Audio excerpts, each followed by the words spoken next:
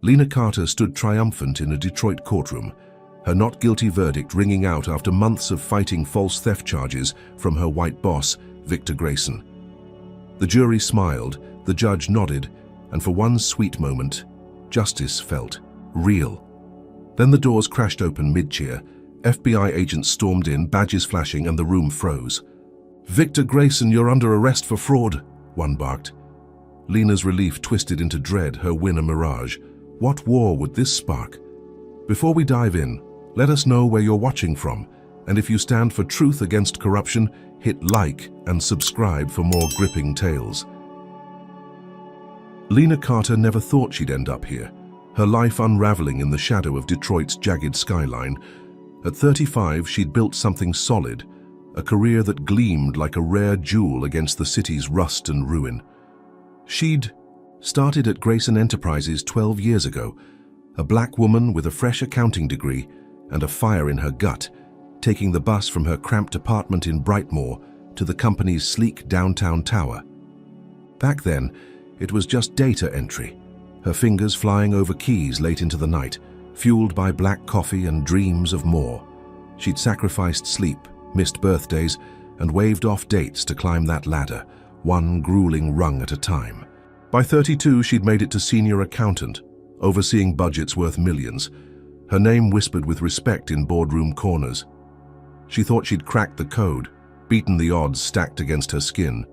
Victor Grayson, the CEO, was the sun around which the company orbited. A white man in his 50s, he wore tailored suits that cost more than Lena's rent and carried a smile that could charm a snake. To her face, he was all praise, clapping her on the shoulder after presentations, his voice booming. "Lena's our star, keeps us shining." But she'd overheard the truth once late at night when she'd lingered to finish a report. Through a cracked office door, his drawl had turned venomous, muttering to a VP, "She's our diversity poster child, nothing more. Let her crunch. Numbers, but don't get too cozy." The words had stung sharp as a slap, but Lena swallowed them down. She needed the job, needed the paycheck for her daughter Jade's school books and their little house on the west side. So she kept her head low, her work flawless, proving them wrong with every balanced ledger. It all shifted 6 months ago, on a muggy July afternoon when the air conditioning in the tower sputtered and died. Victor's assistant, a wiry blonde, named Cheryl, had dropped an email in Lena's inbox, casual as a lunch invite. "Boss needs a profit report by Friday. Dig deep." Routine stuff, or so Lena thought. She pulled the files, her desk lamp casting long shadows as she sifted through spreadsheets until her eyes burned. At first, it was just noise, numbers humming along like always. Then she spotted it, a thread snagging in the fabric of Grayson Enterprises finances. A project listed as Midtown renovation showed $10 million allocated, but the expenses didn't match. Invoices for concrete and steel led to dead ends, companies with no addresses, no tax records. She traced the funds, her pulse ticking faster with every click, and found them funneled into a tangle of accounts labeled consulting fees. Shell companies, she realized, her stomach twisting. Millions were vanishing into thin air, and the trail pointed straight up. Lena didn't hesitate. She compiled her findings, a neat stack of printouts and a memo typed in crisp black font, and marched to Victor's corner office the next morning. The room smelled of leather and cigar smoke, his desk a fortress of mahogany. He leaned back in his chair, steepling his fingers as she laid out the discrepancies, her voice steady but firm. "Something's off, Mr. Grayson. These numbers don't add up, and I can't sign off until we investigate." She expected shock, maybe gratitude. Instead, his eyes narrowed, a glint of ice beneath the charm. "You're mistaken, Lena," he said, his tone smooth as silk but cold enough to frost glass. "Those are approved transactions. Don't dig where you're not wanted. You've got a bright future here, don't throw it away over nothing." The warning hung heavy, a blade tucked inside a velvet glove, but Lena couldn't unsee what she'd found. It wasn't nothing. It was theft, massive and deliberate, and she wouldn't let it slide. She kept digging, quiet as a ghost, working after hours with her office door locked. Every night, she peeled back another layer, linking payments to offshore banks, names she couldn't pronounce. She saved it all on a thumb drive, her insurance against whatever storm might come. But Victor was watching. A week later, on a Wednesday when the sky hung low and grey, 2 cops burst into her office, their boots thudding against the carpet. White men, both of them, with jaws set hard and eyes that didn't bother hiding contempt. "Lena Carter, you're under arrest for theft," one growled, yanking her arms behind her back. The cuffs bit into her wrists as they hauled her out, her chair spinning in their wake. Her co-workers gaped, some turning away, others muttering under their breath. "Knew she couldn't be trusted," one whispered, loud enough to carry. "Typical." Another sneered, the word a dagger in her spine. Cameras flashed as they shoved her into the squad car, her face plastered across Channel 7 by nightfall. Accountant caught stealing $50,000 from boss. The charge was a lie cooked up overnight. They claimed she'd siphoned petty cash, $50,000 traced to an account with her name on it. A forgery so blatant it screamed setup. Her bank records were clean, her life modest, but the evidence was slick, papered over with Victor's fingerprints if anyone cared to look. They didn't. The precinct buzzed with smirks as she sat in a holding cell, the air thick with mildew and disdain. "Should have known your place," an officer muttered, tossing her a stale sandwich through the bars. Her lawyer, a wiry public defender named Malik Jones, fought for her, but the system leaned hard against her skin. Preliminary hearings dragged on, each one a parade of Grayson's paid witnesses, from Cheryl swearing Lena acted sneaky to a janitor claiming he'd seen her pocket cash. Lies, all of it, but they stuck like tar. Lena's trial became a circus, the courtroom a battleground where her blackness was the real defendant. Victor sat in the gallery some days, his suit pristine, his smirk a silent taunt. She'd spent months building her defense, Malik digging up scraps of truth while she sat awake at night, Jade's worried eyes haunting her. The jury, half white and half skeptical, finally came back after 6 hours of deliberation. Not guilty. The words hit like a lifeline, her chest loosening for the first time in forever. She'd beaten the frame up, exposed the cracks in Victor's story.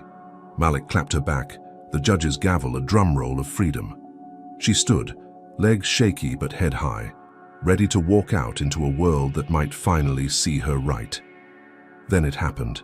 The FBI stormed in, a thunderclap shattering her. Fragile win, their voices barking Victor's name as the cuffs clicked on him instead.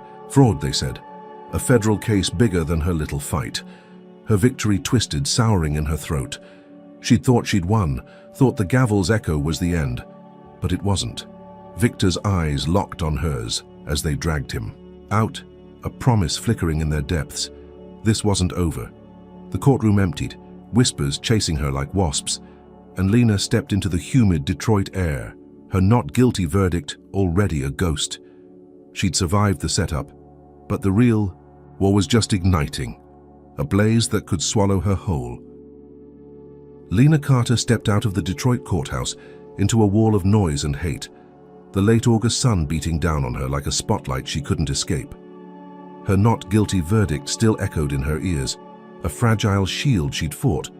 6 months to claim, but the air outside crackled with something darker. She adjusted her purse strap, her navy blazer clinging to her sweat-damp skin, and scanned the crowd spilling across the cracked concrete steps. Reporters jostled for position, their microphones thrusting forward like spears. But it wasn't just them. Dozens of strangers pressed in, their faces twisted with fury, holding signs scrawled in jagged red ink. "Thief! Liar! Grayson's innocent!" Her stomach lurched. Who were these people? Had Victor orchestrated this circus so fast? She took a shaky step forward, her heels clicking against the stone, when a brick sailed through the air, missing her head by inches. It smashed into a courthouse window behind her, glass splintering with a sound like gunfire, and a voice bellowed from the mob, "You don't belong here!" The words landed like a punch, raw and racial, stripping away the courtroom's thin veneer of justice. Lena froze, her breath catching as she spotted her daughter Jade, 16 and wide-eyed, standing near the curb with her backpack slung over one shoulder. Jade had insisted on coming today, skipping algebra to see her mom walk free. Now her brown eyes glistened with tears, her braids trembling as she clutched her phone, recording the chaos. Lena's heart sank. What kind of victory was this if her own child had to witness such venom? The crowd surged closer, a sea of pale faces and clenched fists, their chants growing louder, uglier. "Go back where you came from," one shouted, a man with a buzz cut and a faded Pistons jersey, spit flying from his lips. Another, a woman in a sundress, waved a sign reading, "Justice for Grayson," and screamed, "She framed him!" Lena's chest tightened, her mind racing. How could they believe that? She'd spent months proving Victor's lies, his fraud, only for this pack to swallow his narrative whole. Then she saw it, a cluster of them wearing matching black caps with GE, stitched in gold Grayson Enterprises logo. Paid protesters, she realized, her blood boiling. Victor hadn't wasted a second turning her win into a public lynching. She grabbed Jade's hand, pulling her close as they edged toward the parking lot, the mob's jeers ringing in their ears. "Mom, why are they doing this?" Jade whispered, her voice small against the roar. Lena squeezed her fingers, forcing calm she didn't feel. "Because some people can't stand the truth, baby." But the truth felt flimsy now, a paper boat sinking in a storm. She'd beaten the theft charge, walked out free, but this wasn't freedom. It was a target painted on her back, bold and red, courtesy of a man who'd rather burn her down than face his own crimes. What kind of justice let the real crook twist the knife like this? They'd almost reached the car, a beat-up Toyota with a dented fender, when her phone buzzed in her pocket. She ignored it, fumbling for her keys, but it buzzed again, insistent. Jade climbed into the passenger seat, her face pale, and Lena slid behind the wheel, locking the doors with a trembling hand. She pulled out the phone, expecting Malik's number, maybe a warning from her lawyer. Instead, it was a text from an unknown sender. "Check the news." Her gut twisted, a cold prickle crawling up her spine. She switched on the radio, the static crackling before a smooth anchor's voice cut through. "Breaking news.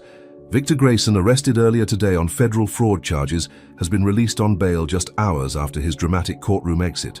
The real estate mogul spoke to reporters moments ago.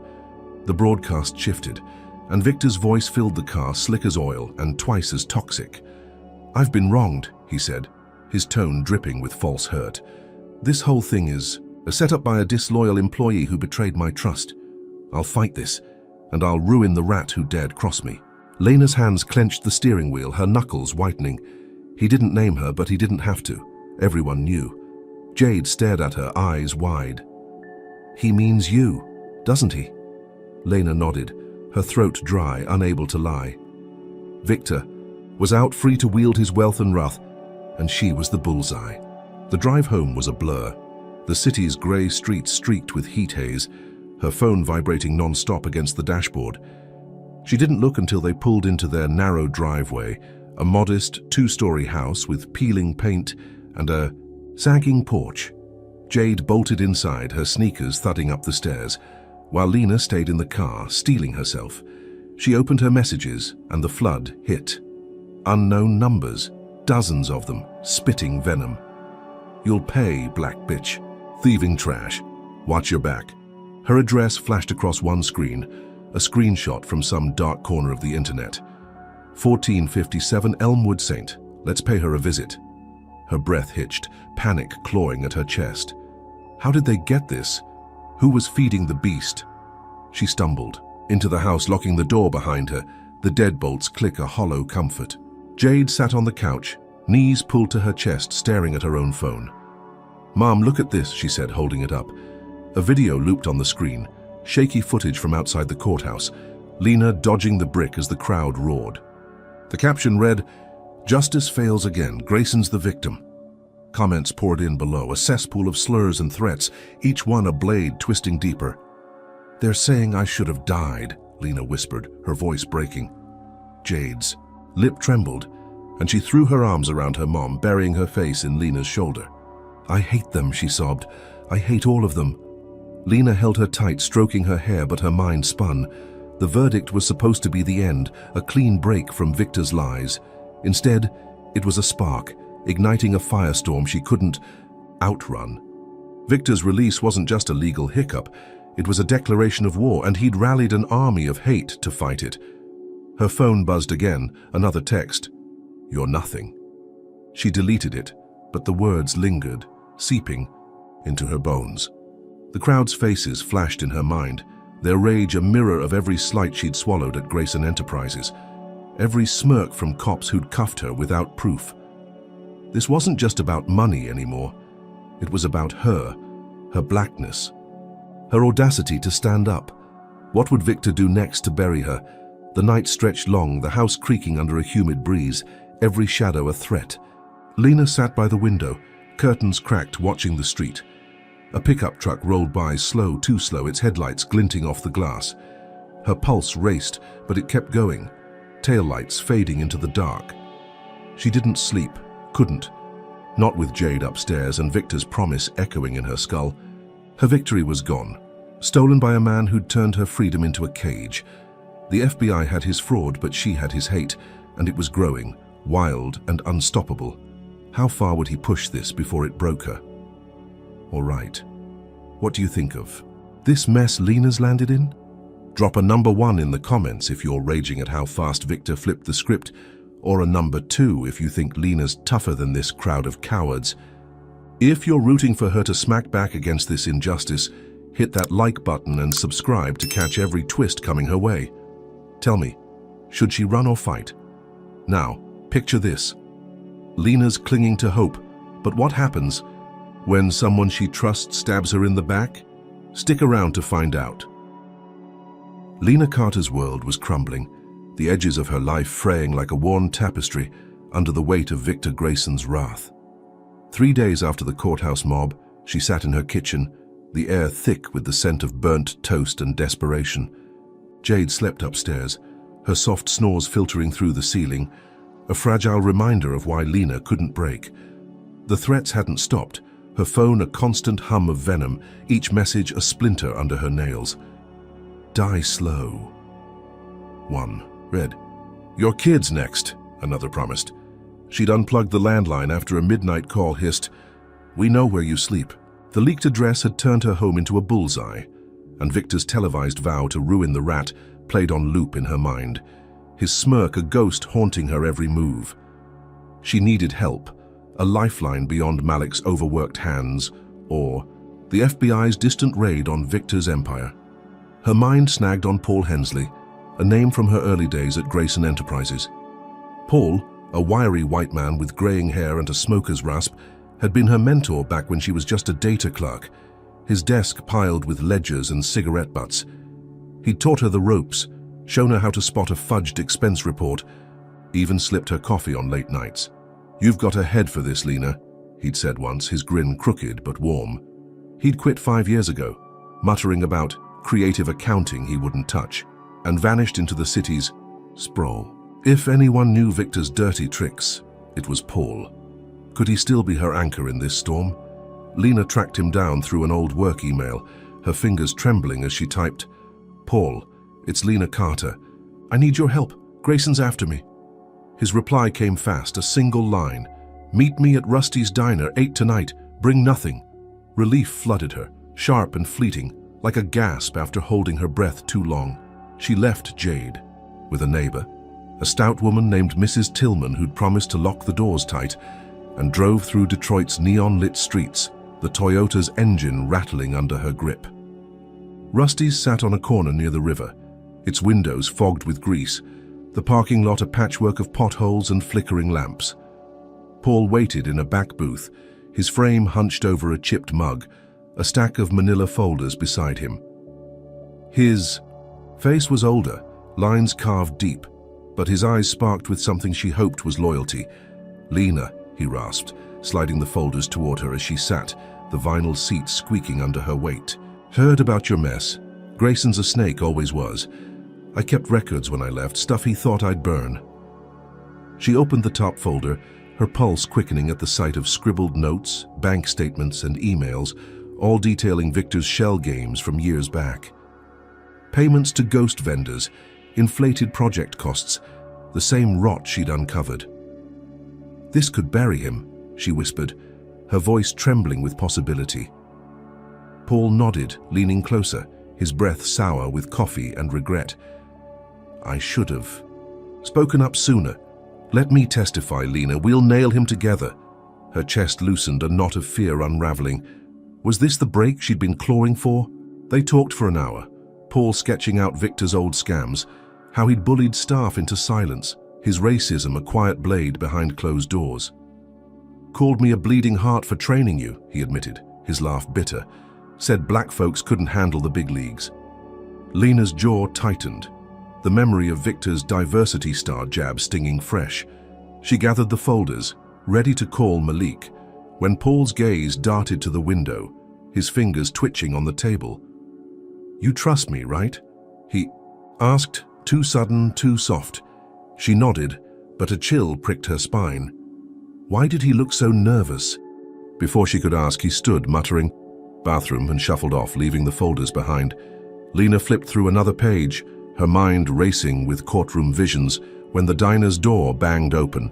Two men stormed in, broad-shouldered and mean-eyed, their boots thudding against the linoleum.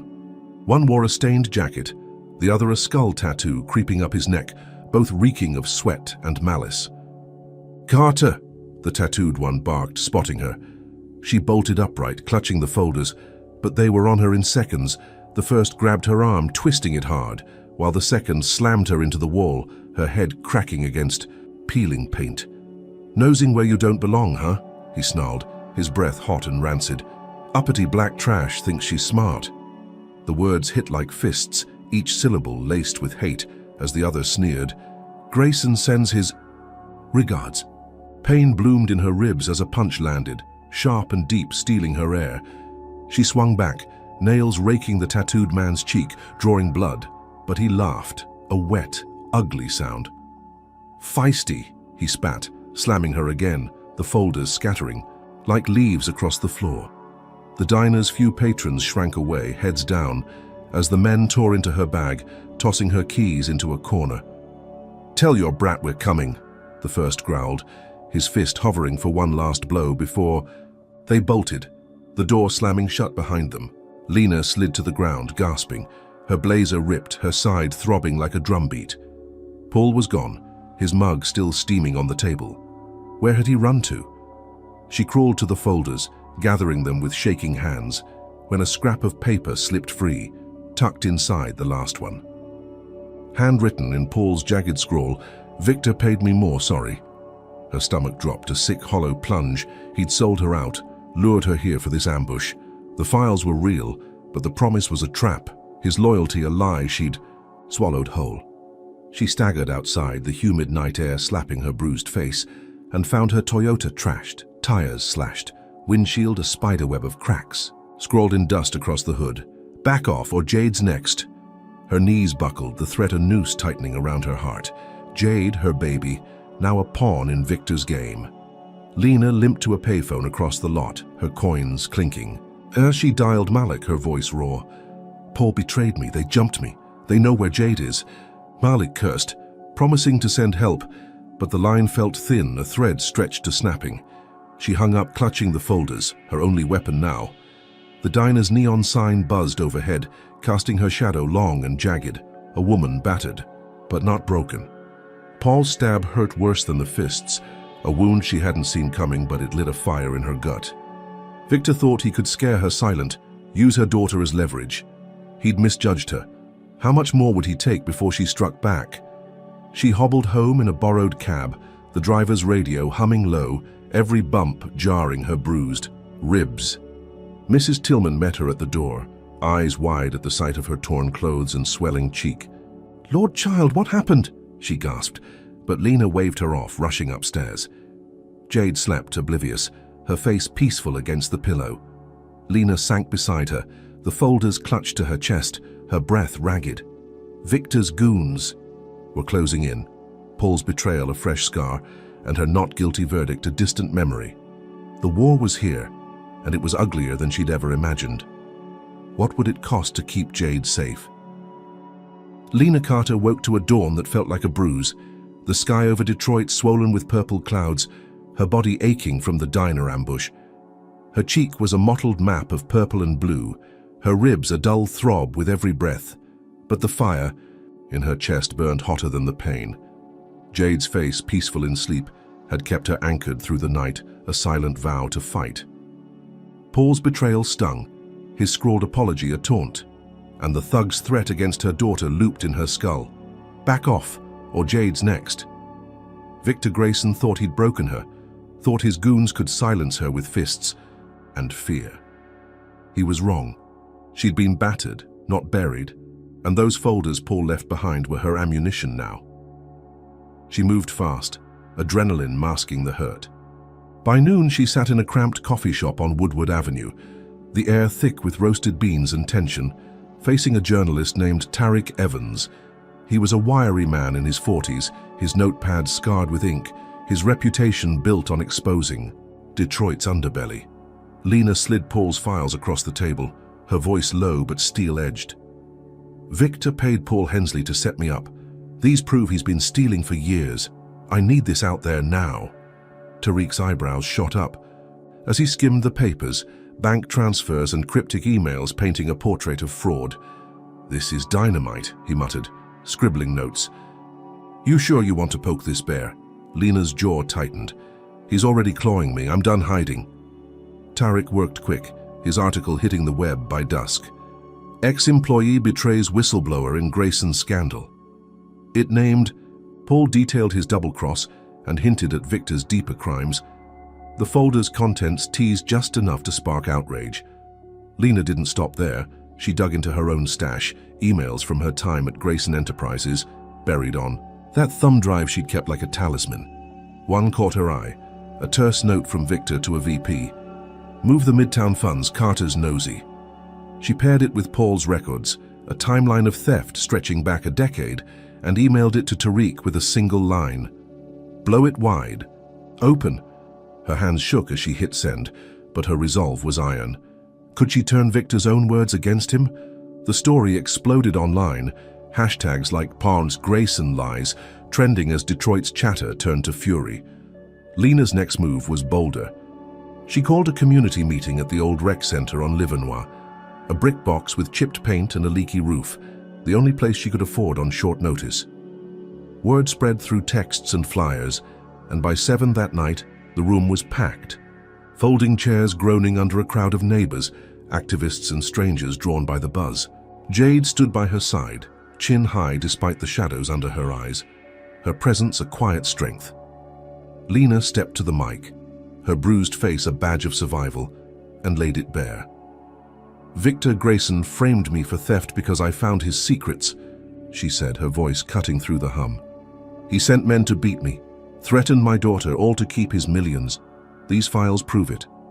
She held up Paul's folders, the crowd's gasps a ripple through the air. She didn't flinch as she read aloud, Victor's emails a confession in his own smug tone, the numbers a rope tightening around his neck. "He thought I'd break," she finished, her gaze sweeping the room. "But I'm still standing and he's still lying." The applause erupted, fierce and jagged, hands clapping, voices shouting, "Take him down!" A woman in the front row, her hair streaked with Gray yelled, "We've got your back!" Lena's throat tightened, hope flickering like a candle in a draft. Malik was there too, his nod sharp as he whispered, "This could force a warrant." By midnight it did. Tariq's follow-up piece, loaded with her leaks, hit the judge's desk, and a warrant froze Victor's accounts, a legal jab that felt like a win. For a moment, Lena stood tall, the crowd's roar lifting her above the chaos. Had she finally turned the tide? That night, she and Jade crashed on Mrs. Tillman's couch, their own house too exposed after the address leak. Lena's eyes were drifting shut, the day's triumph a rare warmth, when a crash shattered the silence. Glass exploded inward, a fiery glow flooding the room as a Molotov cocktail smashed through the living room window. Flames licked the curtains, smoke curling thick and black as Jade screamed, "Mom!" Lena lunged, dragging her daughter behind the sofa, her heart hammering against her ribs. The blaze spread fast, clawing up the walls, the heat a beast snapping at their heels. Mrs. Tillman stumbled in, coughing, her nightgown singed, and Lena yelled, "Out! Now!" They scrambled through the back door, the night air a cold slap as the house roared into an inferno. Sirens wailed in the distance, Fire trucks rolling up as neighbors poured from their homes, faces lit by the orange glow. Lena clutched Jade, her daughter's sobs shaking them both, the folders still tucked under her arm, singed but intact. The fire chief, a stocky man with a buzz cut and a Grayson Enterprises pin on his jacket, strutted over, his lips curling into a smirk. "Looks accidental," he drawled, eyeing Lena with contempt. "Faulty wiring, probably. Happens in these old places." Her blood boiled, the lie so blatant it burned hotter than the flames. "You're one of his," she spat, stepping closer, her voice a blade. This was Victor. He shrugged, turning away, but his grin said it all. She'd won nothing. They stood in the street, ash raining down, the crowd from the meeting now, a scattering of stunned faces. Jade clung to her, whispering, "Why won't they stop?" Lena had no answer, her triumph gutted in minutes. The warrant, the leaks, the support, all torched by Victor's retaliation, his reach slithering through. The city like smoke. Her phone buzzed in her pocket, a text from an unknown number. "Next time you burn." She stared at the words, her bruised hands trembling, the night swallowing her fleeting victory. The fire trucks doused the blaze, but the real inferno was Victor's hate, and it was only growing. What price would she pay for fighting back? This is getting wild, right? Drop a number 1 in the comments if you think Lena's courage is unstoppable, or a number 2 if you're stunned Victor's hitting back this hard.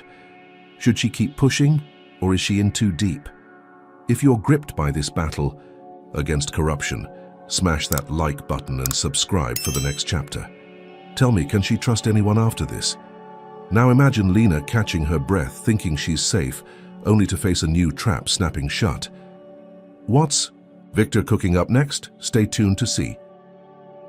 Lena Carter stood in the smoldering wreckage of Mrs. Tillman's backyard, the dawn sky over Detroit, streaked with ash and regret, her arms wrapped tight around Jade. The fire had gutted the house, leaving blackened beams and melted glass, a scar on the block that mirrored the one in her chest. Her folders, singed but intact, lay on the grass beside her, a lifeline she'd barely salvaged from the blaze. Jade's tear-streaked face pressed into her shoulder, her quiet sobs a rhythm, a fear Lena couldn't soothe. The fire chief's smirk lingered in her mind, his accidental ruling a slap from Victor Grayson's long reach. Her triumph at the rec center, the warrant freezing his accounts, all felt like ashes now, scattered by a Molotov cocktail and a system that refused to see her. They couldn't stay here, not with Victor's threat. "Next time you burn," branded into her skull. Lena borrowed Mrs. Tillman's phone, her own lost in the chaos, and called Malik. "We need somewhere safe," she said, her voice hoarse from smoke and exhaustion. "He's not stopping." Malik cursed, his usual calm fraying. "I've got a friend with a motel near 8 Mile, cheap, off the grid, get there now." She nodded, though he couldn't see, and bundled Jade into the Toyota, borrowed back from a neighbor who'd towed it after the diner attack. The drive was silent, the city's morning hum muffled by their shared dread, every passing car a potential threat. The motel, a squat brick box with a flickering sign reading Starlight, loomed ahead, its parking lot empty save for a rusted pickup. Lena checked in under a fake name, her cash trembling in her hand, and locked the door behind them, the room's stale air heavy with mildew and despair. Jade curled up on the sagging bed, her backpack clutched like a shield, while Lena paced, her bruised ribs aching with every step. She'd thought the warrant would slow Victor, that the community's roar would shield her. Instead, it had lit a fuse, and now her home was gone, her daughter shaken, her fight a spark in a hurricane. She sank into a chair, the vinyl creaking under her weight when a sharp knock rattled the door. Her heart leapt, hands fumbling for the lamp as a weapon, but a voice called, "Miss Carter, Child Protective Services." Lena froze, dread pooling in her gut. "CPS. Here?" She cracked the door, peering out at a white woman in a grey blazer, her clipboard crisp against the motel's grime, flanked by a uniformed cop with a jaw like concrete. "I'm Sandra Webb," the woman said, her tone clipped, her eyes raking over Lena with a flicker of disdain. "We received a report of neglect. Your daughter's living conditions, this fire, it's concerning." Lena's stomach twisted, her voice rising. Neglect? My house was torched last night. We're hiding because of it. Sandra's lips pursed a thin line of judgment. That's what we're here to assess. Single black moms often slip under pressure, you know. We need to ensure Jade's safety. The words hit like a brick, racial venom cloaked in bureaucracy, and Lena gripped the doorframe, her nails digging into wood. This is Victor, she spat. He's behind this. Sandra shrugged, unmoved. Anonymous tip. Open the door or we'll escalate. Lena stepped back, letting them in, her pulse a drumbeat of fury and fear. Jade sat up, eyes wide, as Sandra prowled the room, jotting notes on the stained carpet, the single bed, the peeling wallpaper. The cop loomed by the door, his hand resting. On his belt, a silent threat. This isn't suitable, Sandra said, her pen scratching like a claw. We may need to place Jade in temporary care until you stabilize. Lena's breath caught, panic clawing her throat. You're not taking my daughter, she said, stepping between them, her voice a growl. Sandra's gaze hardened. Resist and it's permanent. We'll be back with a court order. They left, the door clicking shut, but the air stayed. Thick, their threat a noose tightening around Lena's neck. She called Malik again, her words tumbling out in a rush. CPS just showed up. They want Jade. It's him, I know it. Malik's silence stretched, then he sighed. Grayson's. God pull, I'll get legal aid, fight this, stay put. Lena hung up, her mind spinning. She dug through Paul's folders, finding a memo from Victor to a board member. Grease the right palms, problems vanish. Proof he'd bribed officials, maybe even CPS. She faxed it to Malik from the motel office, her hands shaking, and by noon, legal aid filed an emergency motion, citing coercion. A judge, a rare ally, blocked the removal, granting Lena a reprieve. She exhaled, clutching Jade, relief washing over her like rain. Had she dodged the worst? The victory lasted hours. That evening, as dusk painted the motel windows in shades of rust, Lena stepped outside for air, Jade napping inside. She leaned against the Toyota, its slashed tires patched but shaky, when headlights flared. A cop car roaring into the lot. It swerved, its bumper slamming into her hood, metal crunching as she dove aside, her elbow scraping pavement. The officer leapt out, a white man with a buzz cut and eyes like flint, his badge glinting in the fading light. Stay in your lane, he snarled, spitting on the ground near her feet, his voice thick with contempt. Next time I don't miss. He peeled out, tires squealing, leaving Lena sprawled in the dust, her car a crumpled wreck, her reprieve a lie. She staggered back inside, blood trickling from her elbow, her breath shallow and ragged. Jade stirred, murmuring, Mom? Lena forced a smile, hiding the tremble in her hands. Just a bump, baby. Go back to sleep. But sleep was a stranger now, her mind a whirl of CPS's cold stare, the cop's racial sneer, Victor's invisible hand pulling every string. The motel wasn't safe. The system wasn't safe. Nothing was.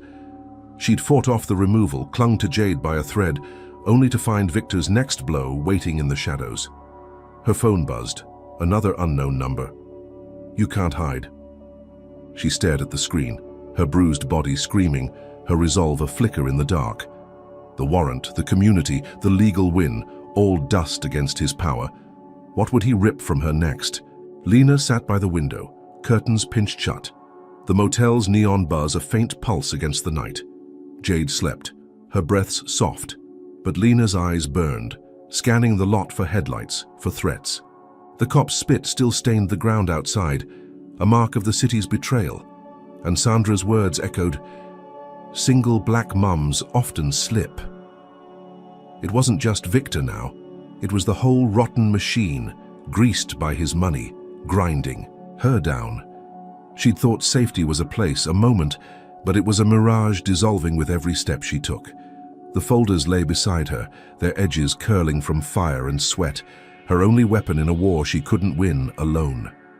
How long could she hold on before it all collapsed? Lena Carter sat on the motel's lumpy mattress, the room's dim bulb casting jagged shadows across the walls, her bruised elbow still oozing from the cop's hit and run. Jade slept fitfully beside her, Her breaths uneven, the motel's thin, blanket twisted around her legs. The night outside buzzed with cicadas and distant traffic, but inside silence pressed down, heavy as wet concrete. Lena's eyes traced the cracks in the ceiling, her mind a tangle of CPS's cold threats, the fire's hungry roar and Victor Grayson's text, "You can't hide." The cop's spit-soaked warning lingered, a taste of the city's rot. And she knew the Starlight's flimsy lock wouldn't hold back his next move. She needed more than folders and legal scraps now. She needed a shield. Her phone buzzed on the nightstand, a low hum cutting through the stillness. She snatched it, expecting another taunt, but the screen flashed a name: Derek Vance, FBI. Her pulse quickened, memories of the courtroom raid flickering back, those agents storming into Cough, Victor. She'd seen Derek then, a tall black man with a stern jaw and eyes that didn't flinch, barking orders as the room froze. He'd vanished after, a ghost in the chaos, but now his number glowed, a lifeline or a trap.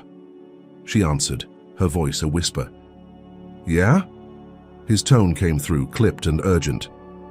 "Lena, it's Agent Vance. We need to meet, alone. Corner of Grand River and Cass, 1 hour."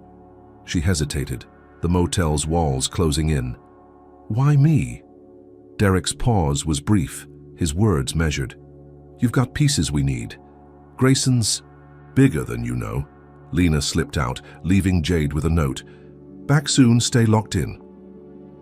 The drive was a blur, Detroit streets glinting wet from a late drizzle, her Toyota's patched tires groaning under the strain. She parked under a flickering street lamp, the intersection a hollow stretch of shuttered shops and graffiti-stained brick. Derek waited in an unmarked sedan, its engine idling, his silhouette sharp against the tinted glass. She climbed in, the air inside thick with leather and tension, his badge glinting on the dash. He didn't waste time. "Grayson's not just a fraud," he said, sliding a thick file toward her.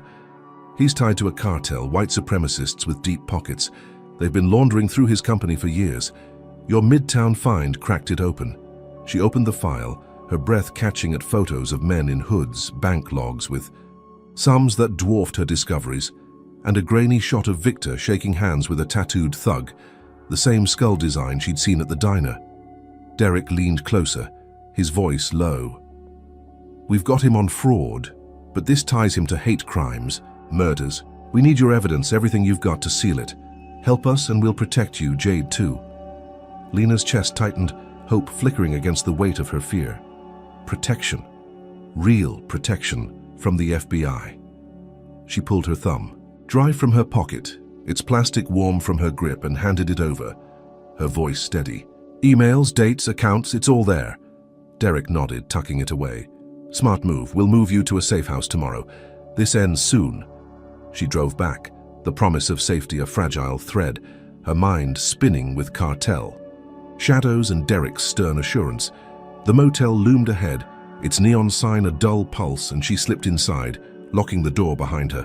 Jade stirred, murmuring, "You okay?" Lena brushed her hair back, forcing calm. "Yeah, baby, things might get better." She lay awake, the file's images burned into her retina. Victor's smirk now a mask for something uglier. Sleep tugged at her, a rare mercy, when her phone rang again, Derek's number flashing.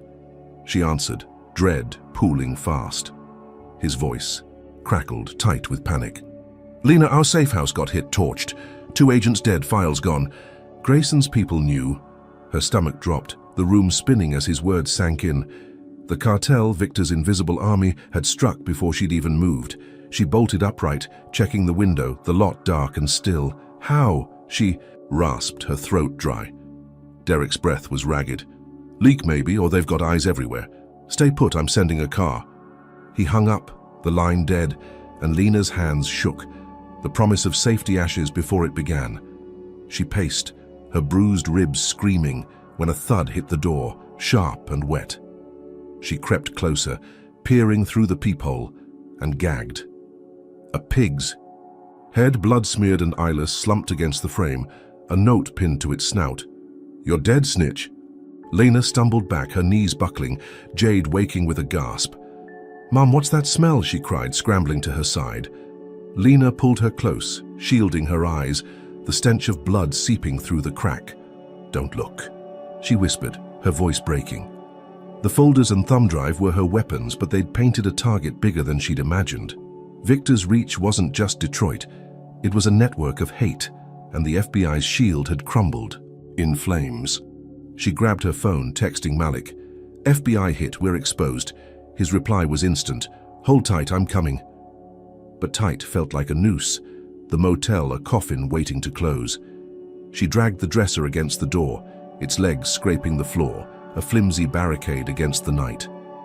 Jade huddled on the bed, her eyes wide, the pig's head a silent scream between them. Lena's mind raced, Derek's words looping. "Grayson's bigger than you know. The cartel, the hoods, the murders, all tied to the man who'd framed. Her burned her out, hunted her daughter. Her not guilty verdict was a pebble against a mountain, and this alliance, her last gasp, had blown up in her face." Headlights flashed outside, a car rolling slow and her breath hitched. Friend or foe, she clutched Jade, the folders beside her, their edges curling from sweat and fire. The FBI's offer was hope dangled, then snatched, and Victor's shadow grew monstrous, swallowing her whole. The car stopped, engine cutting off, and footsteps crunched gravel, deliberate and close. Lena's heart pounded, her bruised hands gripping Jade's, the room a cage with no exit. Derek had promised protection, but 2 agents were dead and she was next. The pig's head stared through the door, a grotesque warning, Victor's laugh echoing in its silence. She'd given everything, risked everything, and the war had only deepened, its claws sharper, its reach wider. The footsteps paused, a shadow, stretching under the doorframe, and Lena braced, her resolve a flicker in the dark. What had she unleashed by trusting the FBI? Lena Carter crouched in the motel room's dim glow, her back pressed against the dresser she'd shoved to block the door, Jade trembling beside her. The pig's head outside oozed a dark puddle under the frame, its stench seeping through the crack, a grotesque echo of Victor Grayson's threat. "You're dead, snitch." Headlights had flared and faded in the lot, the footsteps retreating after an agonizing pause, but Lena's pulse still thundered, her bruised hands slick with sweat. Derek's call about the torched safehouse, 2 agents dead, rang in her ears. The FBI's promise of safety a crumbled lie. She'd sent Jade's safety to the wind, trusting them, and now the war had claws, reaching beyond Detroit's grime, to her core. She couldn't stay here, not with the motel's thin walls and Victor's cartel watching. Jade's wide eyes, glassy with fear, cut deeper than any bruise. "Mom, they're gonna find us," she whispered, her voice a thread about to snap. Lena smoothed her daughter's braids, her own chest tight. "Not if I can help it, baby." She dialed her sister, Tanya, in Chicago, a 3-hour drive across state lines. Tanya picked up on the second ring, her voice groggy but sharp. "Lena, it's 2 in the morning, what's wrong?" Lena swallowed, her throat raw. "I need you to take Jade, now. It's not safe here." Tanya's pause was heavy, then firm. "Get her to me. I'll lock the place down." Lena hung, up, her decision a stone sinking in her gut. Could distance shield her daughter from this nightmare? They packed in silence, Jade stuffing clothes into her backpack, Lena clutching the singed folders like a lifeline. She borrowed Malik's number from her phone's memory, texting, "Taking Jade to Chicago, cover me." His reply buzzed fast, "I'll tail you, keep eyes out." She slipped the motel key under the door, the pig's head glaring as they crept to the Toyota, its crumpled hood a testament to the cops' rage. The engine sputtered but caught, and Lena peeled out, the city's sodium glow fading in the rear view as I-94 stretched ahead, a black ribbon under a moonless sky. Jade stared. Out the window, her silence louder than any cry, and Lena gripped the wheel, her bruised ribs aching with every mile. 3 hours felt like a lifetime, every shadow a threat, every car a hunter. They reached Tanya's row house in Englewood at dawn, the Chicago skyline a distant smudge against a gray horizon. Tanya met them at the door, her hair in a messy bun, her eyes fierce with worry. She hugged Jade tight, then Lena, her grip a steel band. "You look like hell," she said, ushering them inside. The house smelled of cinnamon and old wood, a sanctuary with barred windows and a double-bolted door. Lena exhaled, tension easing a fraction as Jade sank onto the couch, her backpack a shield against her chest. "She'll be safe here," Tanya promised, her voice a vow. Lena nodded, clinging to that hope, and drove back alone, the folders beside her, her heart split between relief and dread. Had she bought Jade a reprieve? The call came that afternoon as Lena pulled into a gas station. Halfway back to Detroit, the pumps hum a dull drone. Tanya's number flashed and Lena answered, expecting a check-in. Instead, her sister's voice broke through, jagged with sobs. "They came, Lena. They came here." Lena's blood turned to ice, her hand freezing on the nozzle. "Who? What happened?" Tanya's breath hitched, words tumbling fast. "4 men, masks, busted in an hour ago. Beat me bad, trashed the place, yelled, 'Where's the girl?' and 'Black bitch can't hide.' Left me bleeding, but Jade's okay, hiding in the closet." Lena's knees buckled, the phone slipping in her grip. "They wrote 'no hiding' on the wall," Tanya added, her voice cracking. "They knew she was here." Lena floored it back to Chicago, the Toyota's engine screaming, her mind a storm of guilt and rage.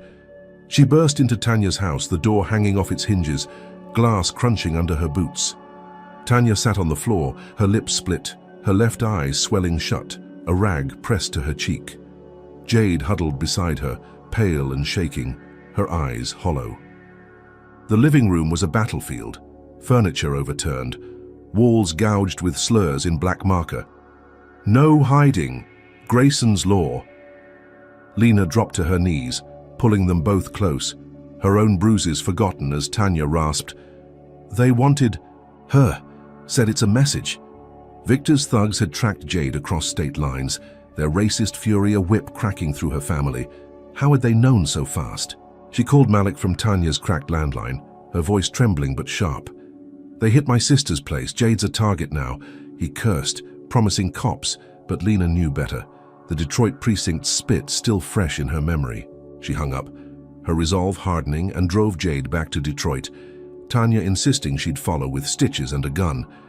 The motel was out, so Lena crashed at Malik's apartment, a cluttered walk-up near the river, its windows fogged with age. Jade slept on his couch, her breath shallow, while Lena sat at the kitchen table, the folders spread before her, their edges curling tighter. Her phone buzzed, a news alert. Victor on TV, live from a press conference, his suit crisp, his grin a blade. "She'll regret crossing me," he said, his eyes boring through the screen. "I protect what's mine." Lena's blood boiled, his words a match to her fury. She'd sent Jade away, thinking distance would save her, but Victor's reach was a web, sticky and vast, snaring her family with every move. Tanya's battered face flashed in her mind, Jade's terror a weight she couldn't shake. She paced, the apartment's floor creaking under her steps when headlights swept the street below. A crowd gathered, their shouts rising through the glass. "Go back to the gutter." Black caps glinted in the dusk. Grayson Enterprises. Logo a swarm of bees. Pickets waved signs. "Carter's a liar. Grayson's the victim." Lena's stomach sank. Her address leaked now a rallying cry for his hired bigots. They chanted outside Malik's door, their voices a wall of hate, and Jade woke, clutching her mum's arm. "They found us again," she whispered, her voice breaking. Lena peered through the blinds, her breath fogging the pain. The mob's faces twisted with rage, their slurs a chorus of venom. Victor's TV taunt echoed, "She'll regret it." And she saw his hand in every shout, every cap, every fist raised against her. She'd thought Chicago was a bunker, a shield for Jade, but it was a mirage, shattered by masked men and racial hate. Malik burst in, his coat dusted with flour from a late-night run, his eyes wild. "They're blocking the street. We're trapped." Lena's hands clenched, her bruised knuckles whitening, the folders her only weapon against this tide. Victor wasn't just hunting her, he was breaking her piece by piece, family by family. How much more could she lose before she snapped? She pulled Jade close, the girls trembling a mirror of her own, the chants outside a drumbeat of war. The pig's head, the fire, the cop's ram all paled against this. Her sister beaten, her daughter hunted, her fight a spark in a hurricane. Victor's empire wasn't just money. It was hate, and it had teeth, tearing through her life with every breath. The folders sat on the table, their secrets a whisper against his roar, and Lena's resolve hardened, a steel rod in her spine. She'd sent Jade to safety, only to drag her back into the fire. The breaking point was here, and it was hers to face. What would it take to stop him? Lena Carter stood at Malik's kitchen table, the folders spread like a battle map under the apartment's flickering bulb, her hands trembling with a mix of fury and fatigue. Outside, Victor Grayson's hired mob chanted their hate, their voices, a jagged saw cutting through the night. Go back to the gutter. Jade curled on the couch, her eyes red-rimmed, her backpack a shield against the chaos spilling from the street below. Tanya's battered face haunted Lena, the Chicago attack a fresh wound, Victor's thugs scrawling no hiding across her sister's walls. The pig's head, the fire, the cop's ram, all paled against this relentless tide, her family torn, open by his racist wrath. She'd sent Jade away for safety, only to pull her back into a trap, and now the war was at their door, loud and unyielding. She couldn't wait for Malik's promises or Derek's crumbling FBI shield. Lena needed to hit back, hard and loud, before Victor crushed her completely. She remembered a name from a late-night scroll, a hacker called Ghost, a shadow in Detroit's underground who'd once bragged about cracking corporate vaults. Malik. Knew him, a twitchy kid with a laptop and a grudge, and after a hushed call, Ghost slunk into the apartment, his hoodie swallowing his thin frame, his eyes darting like a cornered fox. "You want Grayson's dirt?" he rasped, plugging into Malik's router. "I'll get it, but it's 50 grand. Lena's stomach sank, her savings torched with Mrs. Tillman's house, but she thrust the folders forward. "This is my pay. Take it down." Ghost's fingers flew, a blur of code and caffeine, and within hours he'd breached Victor's private servers, pulling files that made Lena's thumb drive look like a footnote. Cartel ties bloomed on the screen, wire transfers to men with swastika ink, emails ordering cleanups in coded venom. One photo froze her blood, Victor grinning beside a hooded figure, a burning cross glowing behind them. Ghost leaked it all, a digital flood crashing across the web, hashtags like Grayson Cartel exploding as the stock ticker for Grayson Enterprises plummeted, red numbers bleeding out his empire. Lena watched the chaos unfold, her breath shallow, the mob outside faltering as their phones buzzed with the truth. Had she finally struck a killing blow? The feds moved fast, Derek texting her at dawn, "Raids hitting now, stay low." Sirens wailed across Detroit, agents swarming Victor's tower, his accounts locked tighter than a vault. Protesters flipped, sides crowding the streets with signs screaming, "Justice for Lena and Grayson's a monster." News vans rolled in, anchors breathless as they aired Ghost's leaks, the photo of Victor with the cross a damning centerpiece. Lena stood at Malik's window, the mob gone, replaced by a swell of support, voices chanting her name. Jade hugged her, a rare smile breaking through, and Malik clapped her shoulder, his grin wide. "You did it, Lena, he's cornered." For a fleeting moment, the city felt hers, the tide turning, her counter-strike a roar that drowned Victor's hate. Was this the end of his reign? The victory held for a day, a fragile sunrise over a battered life. Lena let herself breathe, sipping. Coffee in Malik's cluttered kitchen, Jade sketching in a notebook, the TV humming with praise. "Heroic whistleblower exposes tycoon," the anchor gushed, her face plastered across the screen, bruised but defiant. Then the hammer fell. Victor's lawyers hit the airwaves, their suits crisp, their voices smooth as silk. "These leaks are fabricated," one declared, holding a stack of papers. "Ms. Carter's a desperate liar, forging evidence to save her skin." Lena's cup slipped, coffee splashing the table as they aired a polygraph test. A stern man in a lab coat, swearing she failed every question, she's the fraud. The broadcast was live, a courtroom of public opinion, and Lena's stomach churned as the polygraph squiggles danced, a lie detector rigged to bury her. Ghost cursed, That's bullshit. I pulled real data. But the damage raced ahead, the crowd outside shifting, their cheers souring to boos. Trash hit Malik's window, a soda can bursting against the glass, and shouts rose anew. Faker! Grayson's innocent. Lena stumbled back, her chest tight, the city's love flipping to scorn in hours. Malik's phone rang, a contact. At the station whispering, "They're saying you staged it all, cops won't touch him now." Her victory dissolved, a sandcastle under a wave, Victor's spin rewriting her truth into a smear. She fled with Jade to the Toyota, the streets a gauntlet of glares and garbage, her name a curse on every tongue. They reached a gas station near the freeway, its lights harsh against the dusk, and Lena slumped against the pump, her breath ragged.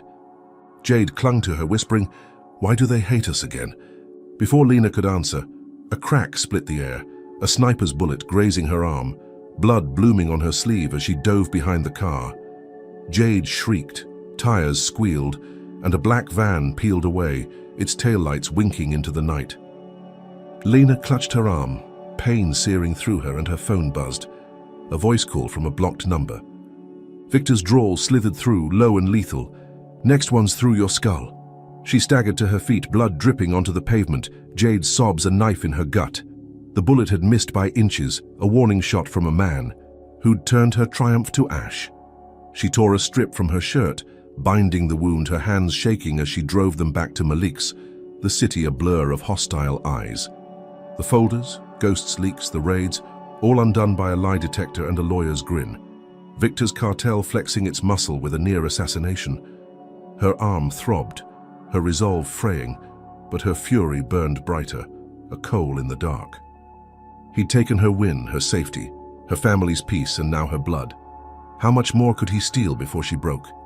Malik met them at the door, his face pale, the TV replaying the polygraph farce. "They've got the public," he said, his voice grim. "He's untouchable again." Lena sank onto the couch, Jade beside her. The bullets graze a red scream against her skin. The protesters were back, their signs sharper now. "Carter's a con."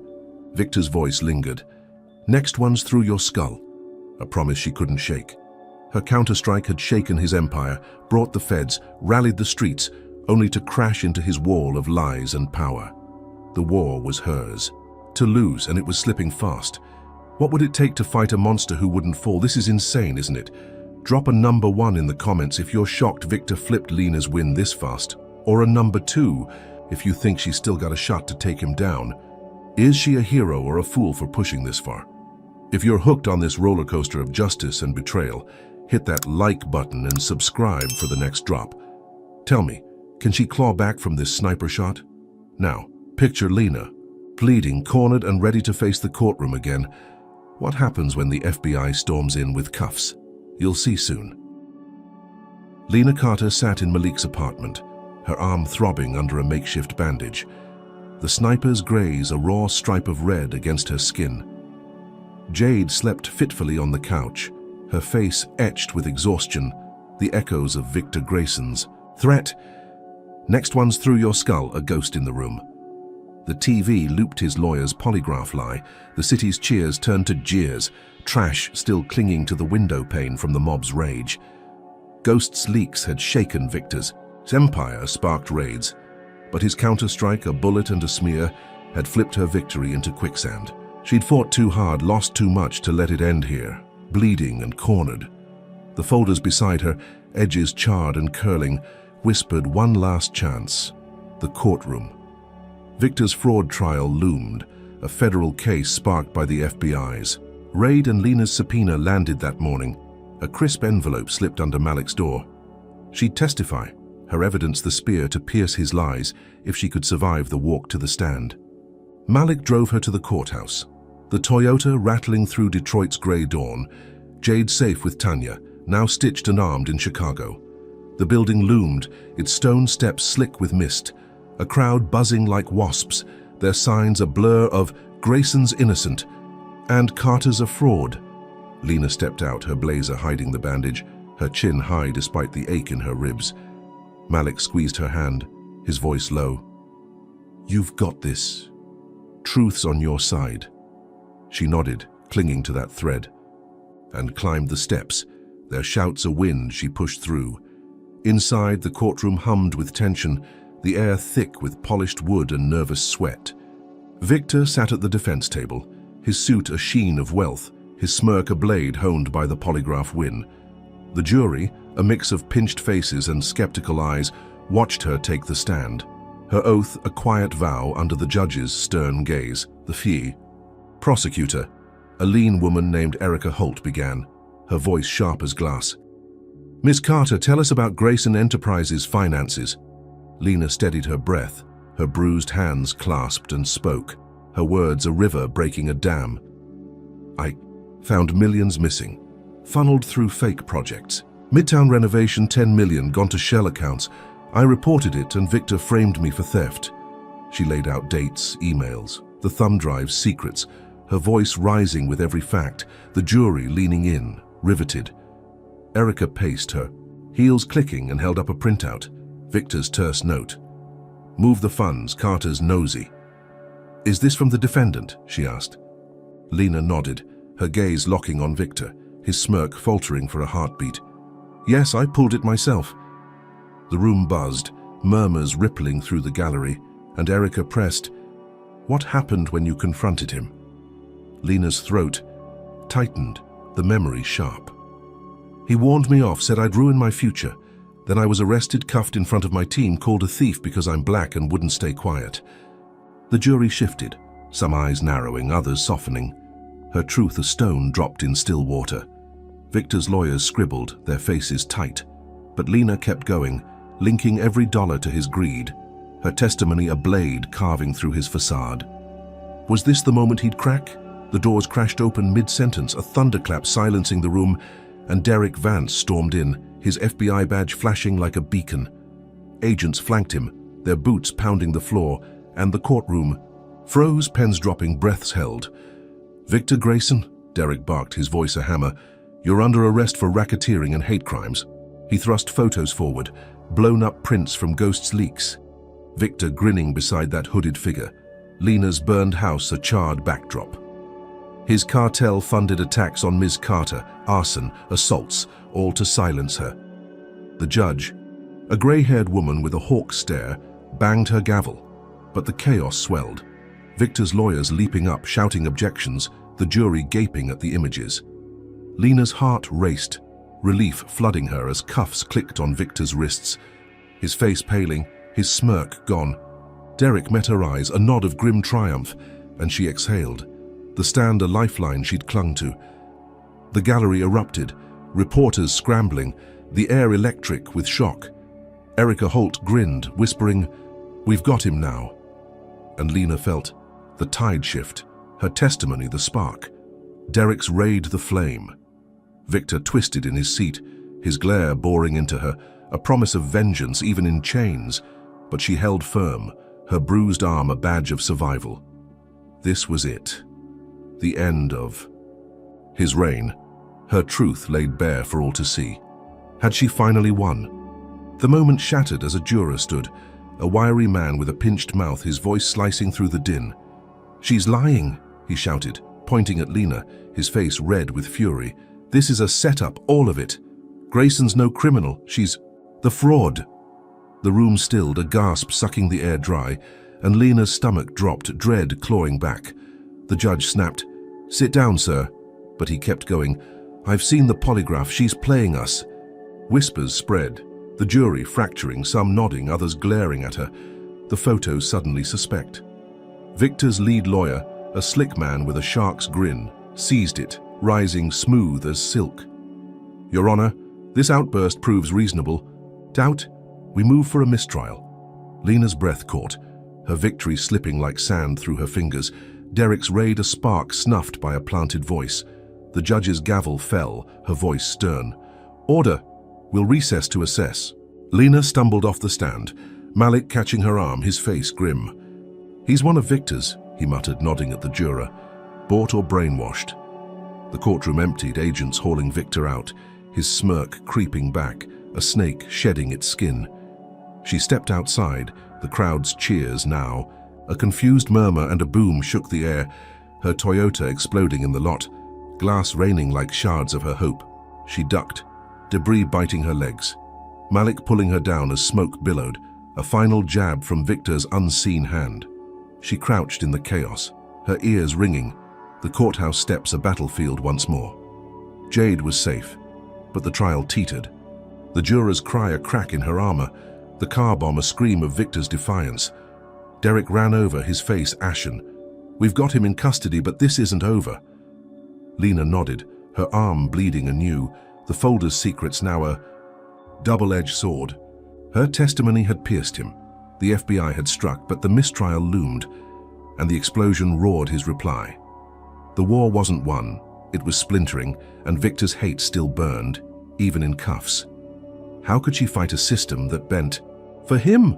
Lena stood, her legs shaky, the crowd's eyes a mix of awe and doubt, the wreckage of her car a smoldering tomb. Malik's grip steadied her, but her mind spun, the jurors' shout a poison spreading fast. Victor's smirk as they dragged him away promised more, a beast caged but not tamed. The courtroom had been her stage, her truth a light, only to flicker under his shadow. She'd faced the stand, braved the raid, but the war stretched on, its teeth sharper, its cost steeper. What would it take to bury him for good? Lena Carter stumbled through the courthouse parking lot, her ears ringing from the car bomb's blast. Shards of glass clinging to her torn blazer like bitter stars. Smoke coiled from the Toyota's wreckage, a twisted skeleton of metal and flame. Victor Grayson's parting shot, even as he sat in cuffs. Malik dragged her to his sedan, her legs jelly beneath her, the crowd's murmurs a dull roar against the chaos. Jade was safe with Tanya in Chicago, but the jurors' cry, "She's lying!" echoed louder, the mistrial a noose tightening around her neck. Her testimony had pierced Victor, the FBI's raid had chained him, but his venom still flowed, a river breaking every dam she built. She needed shelter, a breath before his next strike swallowed her whole. Derek Vance caught up as they reached Malik's car, his face streaked with soot, his badge dulled by the blast's haze. "You're not safe here," he said, his voice clipped, eyes scanning the lot. "We've got a safe house off-grid west side. Agents posted, locked tight. Get Jade. We'll move you now." Lena's arm throbbed, the sniper's graze seeping through her bandage, but his words sparked a flicker of hope. A lifeline after the courtroom's collapse. She nodded, her throat dry. "Okay, but she stays with me." Derek's jaw tightened, but he agreed, barking orders into his radio as Malik peeled out, the city's skyline a jagged blur fading behind them. They retrieved Jade from Tanya's Chicago hideout, her sister's stitches stark against her swollen face, her grip fierce as she hugged them goodbye. "Kill that bastard," Tanya whispered, slipping a kitchen knife into Lena's bag, its blade a cold promise. The drive back was silent, Jade's hand in hers, the folders tucked under the seat, their edges brittle from fire and blood. Derek met them at a nondescript house near Detroit's edge, its clapboard walls weathered to a dull gray, windows shuttered tight. Two agents stood guard, rifles slung low, their faces stone as Lena and Jade stepped inside, the air musty with disuse. "You're secure here," Derek said, locking the door, his voice a thin thread of assurance. "We've got eyes on Grayson. Rest, plan." Lena sank onto a faded couch, Jade curling beside her, the quiet a fragile shield. Could this hold against Victor's storm? She spent the day poring over the folders, her fingers tracing Paul's scribbles, Ghost's leaks, her own emails, searching for a final blow. Jade napped, her breath soft, while Lena's mind churned, the jurors shout, the bombs roar, Victor's smirk a carousel of dread. She found it in a tucked-away page, a ledger from Victor's early days, numbers scrawled in his own hand, payments to Patriot Front for security. Dates matched arsons in black neighborhoods, a trail of hate crimes tied to his wallet. Her pulse quickened, a weapon sharper than fraud, and she emailed it to Derek from a burner phone Malik had left, her message blunt. "This nails his cartel to the wall."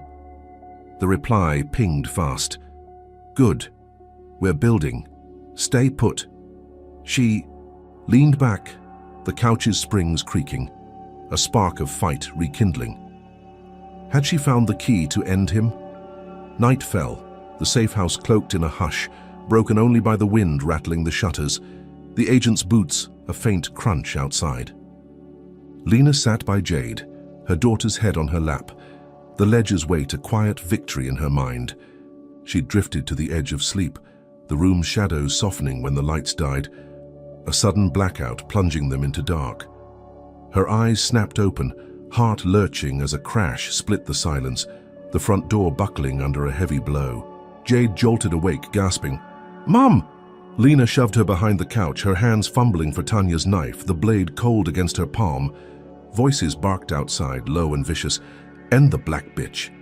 Footsteps pounded, glass shattered, and masked men breached the walls, guns glinting in the moonlight, streaming through broken panes. Lena's breath hitched, her body a coil of fear and fury as she gripped the knife, the room a maze of shadows and screams.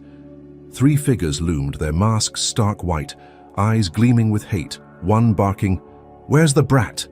She lunged, slashing at the nearest, the blade catching, his arm blood spraying as he howled. Jade whimpered, tucked tight, and Lena swung again, her bruised ribs screaming, the second man's gun clattering to the floor. Gunfire erupted outside, the agent's rifles answering, but the third thug charged, slamming her into the wall, her head cracking against plaster. "Grayson says hi," he snarled, his fist crashing into her jaw, stars bursting in her vision.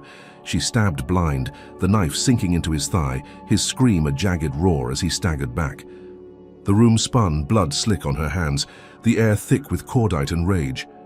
She barricaded Jade in a closet, shoving a chair under the knob, her voice a rasp. "Stay quiet, baby, please." The attackers regrouped, their shouts a storm, but tires screeched outside, Derek's voice cutting through, "FBI, drop it!"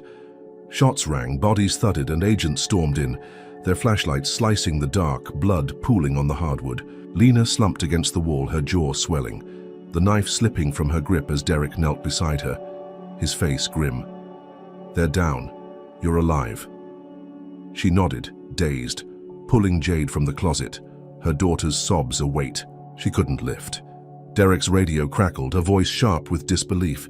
"Grayson's out. Bail posted, some judge in his pocket." Lena's stomach dropped, the safe house a trap sprung shut, Victor's freedom a slap after the bloodbath. Derek cursed, his fists clenched. "We lost 2 more out there." He knew where to hit. Lena's vision blurred, the ledger's triumph a ghost, the agent's bodies a price she'd never meant to pay. Jade clung to her, trembling, the masks hate a brand on their skin. "They wanted me dead," Lena whispered, her voice breaking, the knife at her feet a useless shield. Derek hauled her up, his grip firm. "We're moving you again. This isn't over." They fled in his sedan, the safe house a smoldering ruin in the rear view, Jade's head on her shoulder, the folders clutched tight. Lena's jaw pulsed, her arm bled anew, the night a shroud of loss and rage.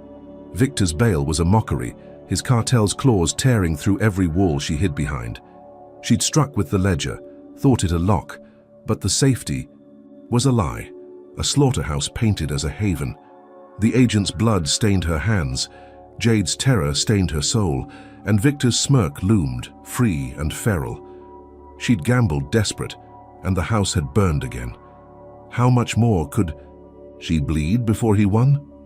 Lena stared out the window, Detroit's lights a smear of cold fire, her resolve a flicker in the wreckage. Derek drove, his silence heavy, the folders her last card in a deck stacked against her.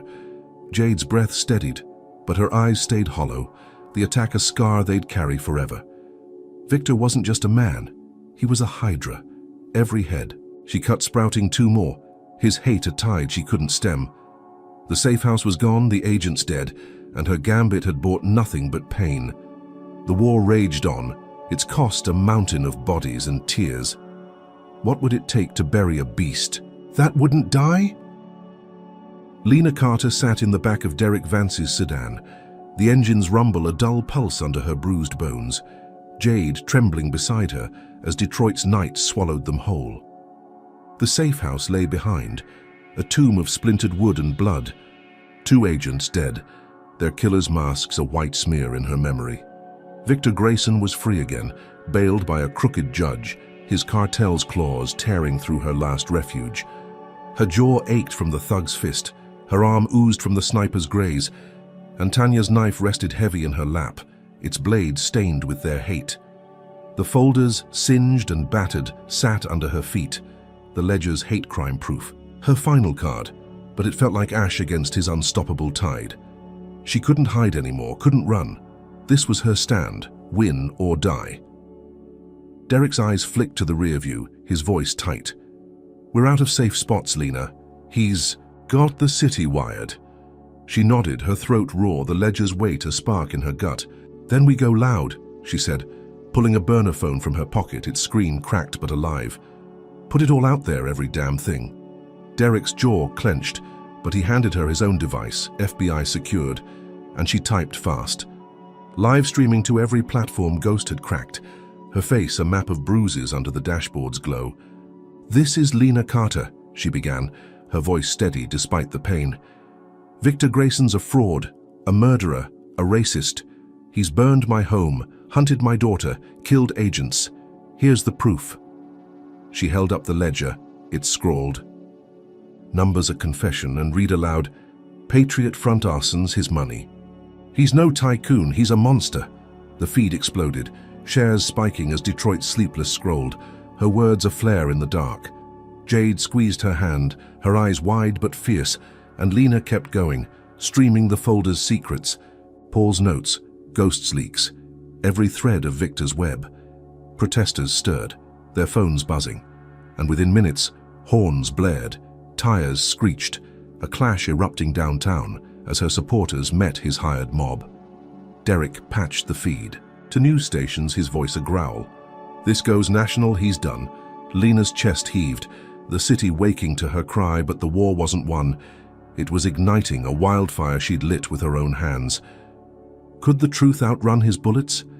They ditched the sedan near a crumbling warehouse on the riverfront, its brick walls sagging under years of neglect. The perfect cage for her final play.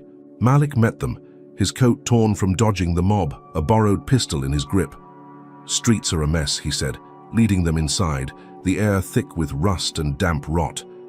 Jade clung to Lena, her backpack a shield, as Derek set up a perimeter, his radio crackling with agent chatter. Lena streamed again, the warehouse's gloom her stage, her voice echoing off cracked concrete. "He's coming for me," she said, the phone's light harsh on her swollen jaw. "But I'm not running. Look at this, America, this is what he hides." She flipped through the ledger, her blood-smeared fingers trembling, the world watching as Victor's trucks roared closer, their engines a growl in the night. The clash hit fast, protesters swarming the streets outside, their chants a wall of sound. "Justice for Lena!" Victor's goons rolled in, black vans spilling men with bats and guns, their caps glinting with Grayson Enterprises' gold stitch. Glass shattered, fists flew and bullets cracked the air. The warehouse a fortress under siege. Lena ducked behind a rusted beam. Jade crouched low, her breath hitching as shots ricocheted, plaster dust raining like snow. Derek fired back, his agents holding the line, but the mob pressed, their shouts laced with slurs. "Finish her!" She grabbed Malik's pistol, its weight cold and unfamiliar, and shot at a shadow charging the door, the man dropping with a grunt, blood pooling. On the floor, her hand shook, the recoil jarring her bruised ribs, but she fired again, a desperate shield for Jade. The live stream flickered, her phone's battery fading, but the feed held, millions watching as chaos reigned. Protesters clashed with goons, bottles shattering, sirens wailing, the city a battlefield under her name. Derek's voice cut through, "Hold them, we've got backup." But the line buckled, a thug breaching the door, his gun raised. Lena lunged, slamming the pistol's butt into his skull, his body crumpling as Jade screamed, "Mom, behind you!" She spun, too late, as Victor stepped in, his suit pristine, a revolver gleaming in his hand. His eyes burned, a predator's glint, and he snarled, "You'll die for this, you nothing!" The room stilled, Derek pinned by gunfire, Malik bleeding from a grazed arm, the live stream catching every breath. Lena faced him, her pistol steady despite the tremble in her core, Jade's sobs afire in her veins. "You're done," she said, her voice a blade, the ledger at her feet a silent witness. Victor laughed, a wet, cruel sound, and raised his. Gun, the barrel a black eye staring her down. "You think this saves you?" He spat, his finger tightening. She moved, years of survival surging through her, and tackled him, her bruised body slamming his to the ground. The revolver fired, a wild shot cracking the ceiling, and they grappled, her nails raking his face, his fists pounding her ribs. She twisted the gun free, its metal slick with sweat, and smashed it into his temple. Blood spurting as he roared, "You're dead!" He lunged again, his strength a bull's, but Lena rolled, pinning him, her knee on his chest, the pistol at his throat. His blood stained her hands, his eyes wild with hate, and she pressed harder, her voice a hiss. "For Jade, for Tanya, for everyone you burned." Derek shouted, "Lena, stop!" But the war was hers, a mother's rage against a monster's greed. Backup crashed in, agents swarming, cuffs clicking on Victor's wrists as he spat. "This isn't over." Lena staggered back, her pistol clattering, Jade rushing to her side, the live stream dying as the feed cut, the world left hanging. Derek's broadcast had gone national, Victor's empire teetering, but the fight wasn't done. Cops stormed the warehouse, their badges glinting, and Lena braced, relief a whisper in her chest. Then they turned, guns on her, voices barking. "Hands up, Carter, you're under arrest!" Her stomach dropped, confusion crashing through as an officer snarled, "Assault, attempted murder!" Derek lunged forward, shouting, "She's the victim!" But the cuffs snapped on her wrists, cold and biting, the cop's eyes hard with contempt. "Grayson's people run this precinct," one muttered, shoving her toward the door, Victor's smirk rising as they hauled him away, separate but smug. Jade screamed, "Mom, no!" And Malik grabbed her, his face ashen, the folders kicked aside in the dust. Lena stumbled into the night, the warehouse a ruin of blood and broken glass, the protesters' chants fading to shock. Victor's cartel had bought the law, her final stand of victory flipped to chains, her live stream a spark snuffed by his shadow. Derek fought the cops, his voice lost in the clamor, but they dragged her to a squad car, her bruised hands cuffed, her jaw pulsing with pain. Jade's cries echoed, a knife in her heart, and Victor's laugh lingered, a promise unbroken even in custody. The war had peaked, her truth ablaze across the nation, but the system bent for him, snapping her in its jaws. How had it come to this? She sat in the car, the city's lights a cold smear through the window, her resolver ember in the dark. The folders lay scattered, their secrets aired, but Victor's reach was a hydra, its heads endless. She'd disarmed him, bloodied him only to fall to his bought badges. Jade's face, Tanya's stitches, the agent's graves, all fueled her, a fire no cuffs could quench. The war wasn't over, it was shifting, and she'd fight from the ashes. What could stop a man who owned the law? Lena Carter sat in the back of the squad car, her wrists chafed raw by the cuffs, the cold steel a bitter echo of her first arrest months ago. The warehouse faded in the rear view, its shattered walls a graveyard of her final stand. Jade's screams, still ringing in her ears as the corrupt cops dragged her away. Victor Grayson's blood stained her hands, his temple bruised from her pistol's strike, but his smirk lingered, a venomous promise even in custody. The city's lights streaked past, a blur of neon and shadow, her bruised jaw pulsing with every jolt. Her arms graze a dull ache beneath the bandage. The folders lay scattered in the dust, their secrets live-streamed to millions, but the law had twisted. Victor's cartel owning the badges that pinned her now. She'd fought a war, bled for it, only to land here, caged again. The precinct was a hive of noise and grime, the air thick with cigarette smoke and disdain. The same stench she'd breathed when they'd framed her for theft. The arresting officer, a squat man with a buzz cut and a sneer, shoved her into a holding cell, his voice dripping contempt. "Assault, attempted murder. You're done, Carter." She stumbled, her knees hitting the concrete, the door slamming, shut with a clang that rattled her bones. Through the bars, she saw Malik arguing with a desk sergeant, Jade clinging to him, her face a mask of terror and tears.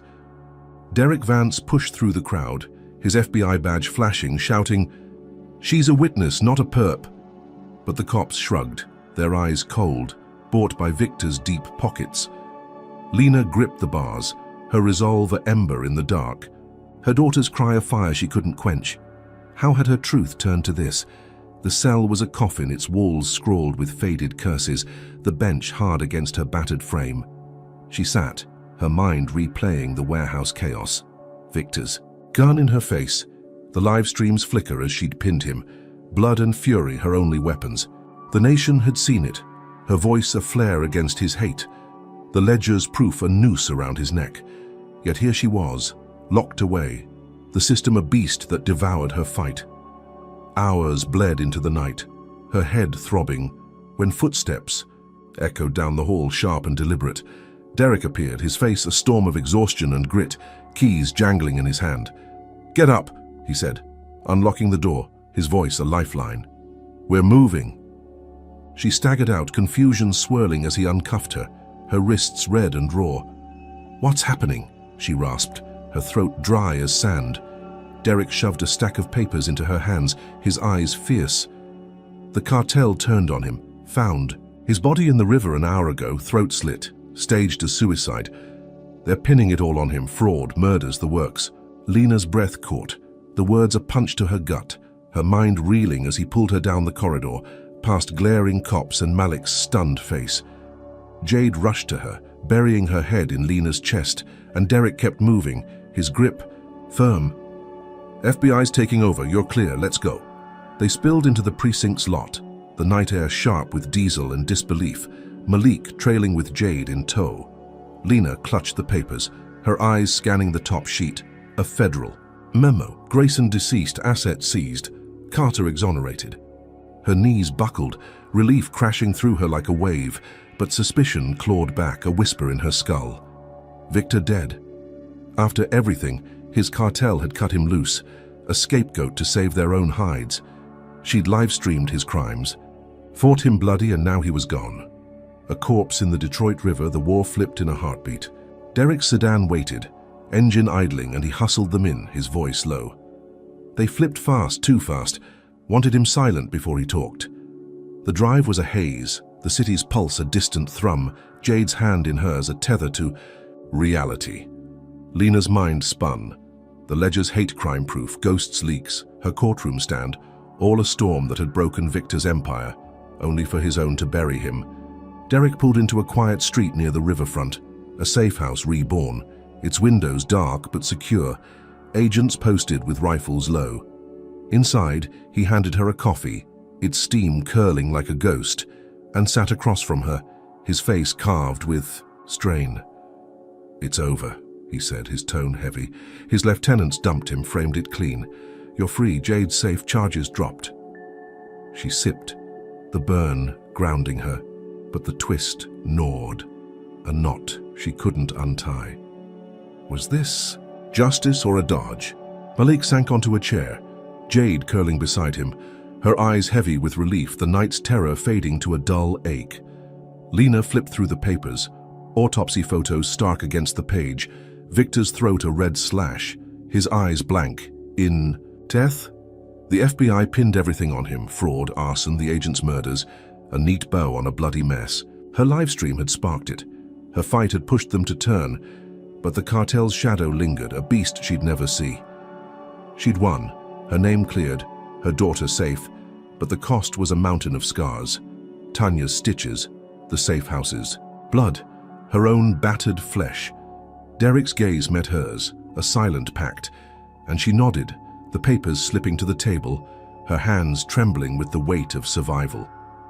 They stayed the night, the safe house a cocoon of quiet, Jade sleeping deep.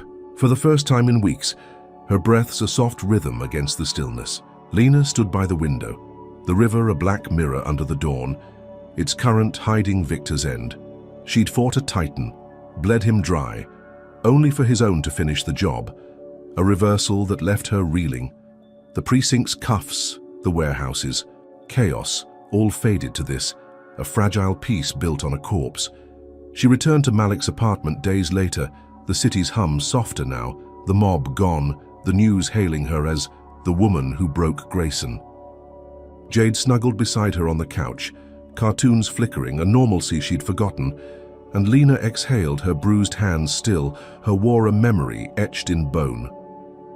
A knock jolted her that evening. sharp against the door's worn wood. And she tensed, old instincts flaring. Malik answered, his brow furrowing as he took a small envelope from a shadow outside, the figure gone before she could blink. He handed it to her, unmarked save for her name in neat script, and she opened it, her pulse quickening. A single slip of paper slid free, its words a chill down her spine. "We're still watching." Her breath stopped, the room shrinking, Jade's laughter a distant echo as she clutched the note, its threat a whisper from the dark. Victor was dead, his empire dust. But the cartel lived, its eyes unseen, its claws poised. She'd won the battle, cleared her name. But the war wasn't over, it was waiting. Lena burned the note in the sink, the flame licking the paper to ash, her hands steady despite the tremor in her chest. Jade glanced over, curious, and Lena forced a smile. "Just trash, baby." She sat back, pulling her daughter close, the TV's glow a thin shield against the night. The FBI had closed the case, Victor's death a full stop, but this was a comma, a pause in a fight she couldn't escape. Her truth had toppled him, her blood had bought her freedom, yet the shadow lingered, a promise of more. She'd faced the stand, the fire, the gun, and won. But at what cost? The river flowed. Outside, silent and deep, and Lena watched it, her resolve a steel thread, ready for whatever came next. Lena Carter's journey teaches us the brutal resilience required to face systemic injustice head-on. Her story reveals that truth, though powerful, often battles a rigged game where wealth and prejudice bend the rules. She uncovered Victor Grayson's fraud and hate, risking everything, her home, her daughter, her life, to expose him, showing that courage isn't just loud, it's relentless. Yet, her victories were fleeting, snatched by corrupt cops, bribed officials, and a cartel's betrayal. Proving that justice isn't guaranteed, even when you're right. It's a stark reminder that racism isn't just slurs or fists. It's woven into institutions, a silent machine grinding down those who dare to rise. Her fight also highlights the cost of standing up. Lena lost safety, family peace, and nearly her sanity, yet she pressed on. Her love for Jade a steel anchor. This underscores that personal stakes can fuel a broader war, turning a mother's grit into a nation's wake-up call. But the cartel's final note, "We're still watching," warns that evil doesn't die easy. Cut one head and another grows. It's a call to vigilance, to recognize that winning one battle doesn't end the fight. Lena's triumph, marred by lingering threats, teaches us to celebrate hard-won gains while bracing for the shadows that follow. So, what's the takeaway? Truth demands sacrifice, and justice demands persistence. How far would you go to right a wrong when the deck's stacked against you? Drop a comment with number 1 if Lena's fight inspires you, or number 2 if you think the system's too broken to fix. Then hit like and subscribe for more raw tales, and share to spark the convo. Thanks for riding this wild journey with us. Here's to strength in the face of chaos and hope that keeps burning no matter the odds.